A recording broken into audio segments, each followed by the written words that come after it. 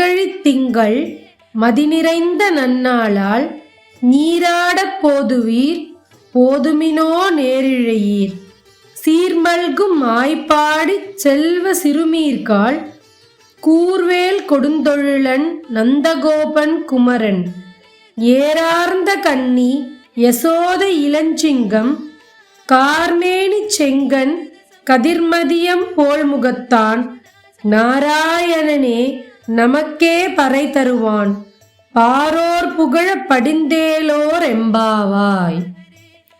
இதுதான் திருப்பாவையோட முதல் பாசுரம். இந்த பாடலுடைய விளக்கம் என்னன்னா, மார்கழி மாதம் இருள் விலகாத விடியற்காலை பொழுது.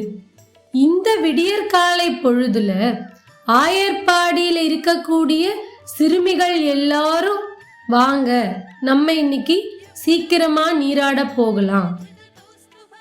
ஆயர்பாடியோட காவலனா இருக்கக்கூடியவர் யாரு? நந்தகோபர், அதாவது கண்ணபிரானோட தந்தை. அவரை கூர்வேல் கொண்டு கொடுந்தொழில் செஞ்சு நம்ம எல்லாம் காப்பாத்திக்கிட்டு வராரு அப்படின்னு இங்க சொல்றாங்க. அது மட்டும் இல்ல, நம்மளையெல்லாம் காத்துக்கிட்டு வர்ற நந்தகோபனும் ஏரார்ந்த கன்னி அப்படின்னா என்ன, அழகிய கண்களை உடைய திருமுகத்தை உடையவர்கள் தான் யசோதா அம்மா. அவங்க கண்ணபிரானோட தாய். இப்படிப்பட்ட நந்தகோபருக்கும் யசோதைக்கும் மகனாக இருக்கக்கூடிய இளஞ்சிங்கம் மாதிரி இருக்கிறவர் தான் கண்ணபிரான். அவருக்கு இன்னொரு ஊமையும் இங்க சொல்லப்படுது. கார்மேனி உடையவர், கருநீல மேனி உடையவராகவும் அழகிய திருமுகத்தை உடையவர். அந்த அழகிய திருமுகம் அப்படிங்கறத எப்படி சொல்றாங்க?